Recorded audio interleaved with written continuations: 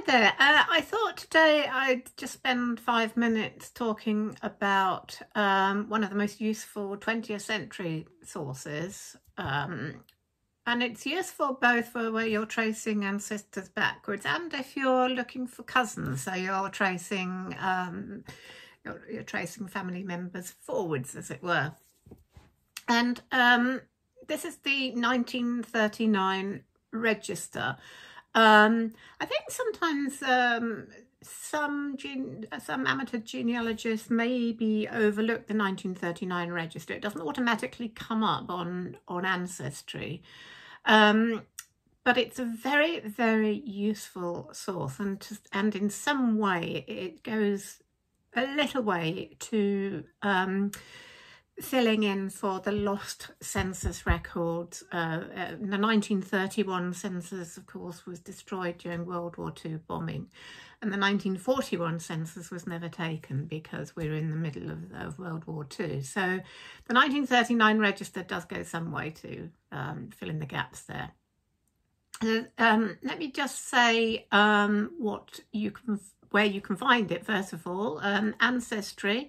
If you go to, you can do a search for the 1939 register. Usually what I do is go to the card catalogue and then just type in 1939 register and it'll come up. I think on Find My Past, I think it's on the top menu. It's easier to find. So whichever one you're subscribed to, you should be able to find it.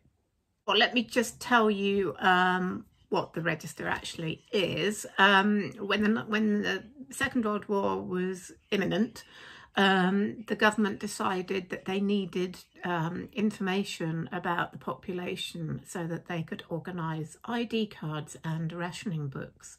So they took a survey, and the questions they asked, as well as having the address there, there was the names of people in the household. There were, what we do have on the 1939 register is exact dates of birth, which you don't get on census records. So that's one thing the register has that census records don't, and that can be really useful, particularly if you have somebody with a fairly common name. It can be difficult to find a birth or a baptism if you've only got an approximate age. So an exact date of birth is very, very useful there.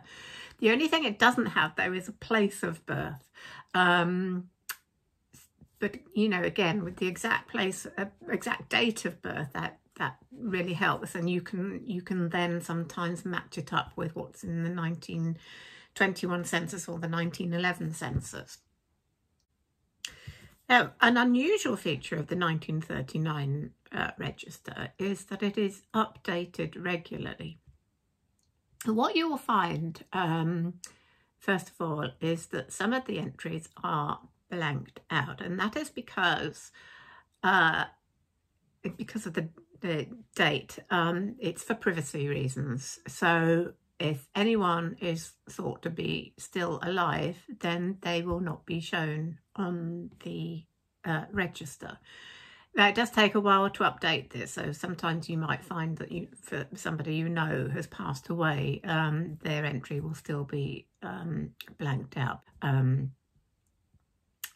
Now, the one thing that is very useful about the fact that it's regularly updated is that you'll find often in the female members of the house, or the unmarried female members of the household, female children or whatever, will actually also have their later married surname written in, which is a really useful thing if you are tracing descendants of your maybe great aunts or aunts and uncles, aunts, because then you can immediately see who they have, the surname of the person they've married. So that makes it much easier then to find a marriage and then hopefully their children, so you can find living cousins. So that's a really useful thing if you are tracing living relatives. I've mentioned the exact date of birth. The other useful piece of information in the register is the occupation.